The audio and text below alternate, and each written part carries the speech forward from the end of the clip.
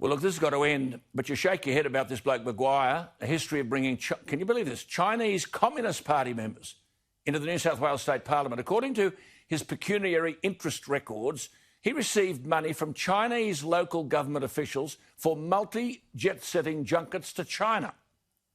ICAC has heard he received money for bringing Communist Party officials into Barry O'Farrell's office in 2012 when Barry O'Farrell was Premier.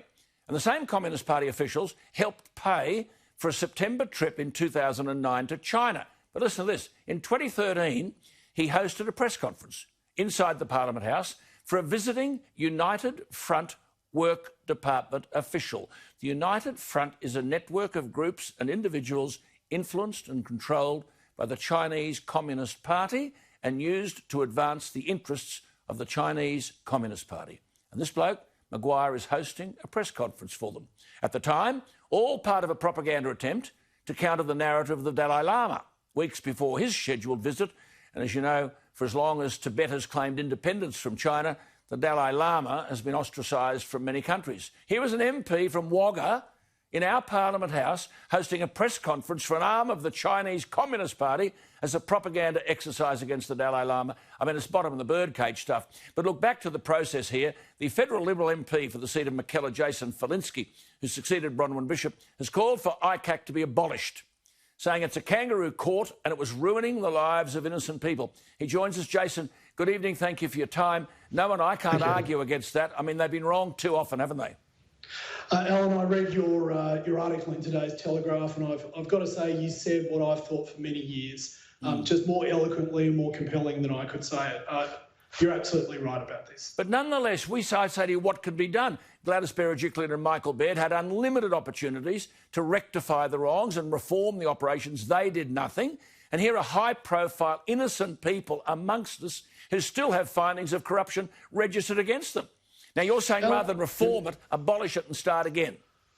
Look, I think it is so broken that to attempt to reform it would almost, you'd have to take it down to its foundations and begin again. And the foundations of any proper justice system is it is meant to protect the innocent over the guilty.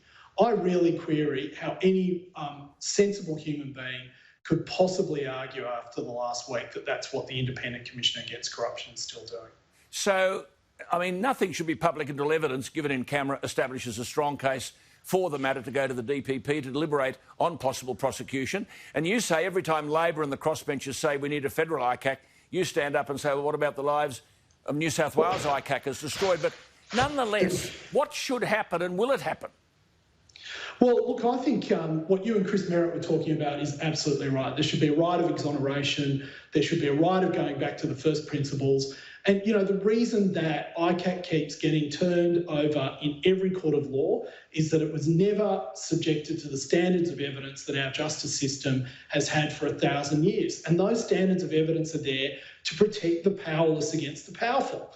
And when we got rid of those standards of evidence, that's what we've ended up with in ICAC in New South Wales. It hasn't stopped. It hasn't prevented corruption. Arguably it's done the opposite. But what it has done is criminalise a whole bunch of relationships that are frankly normal relationships. Good on you. I mean, I was talking today to another MP, and we were a federal MP, and we were talking about how the bureaucracy hadn't done something.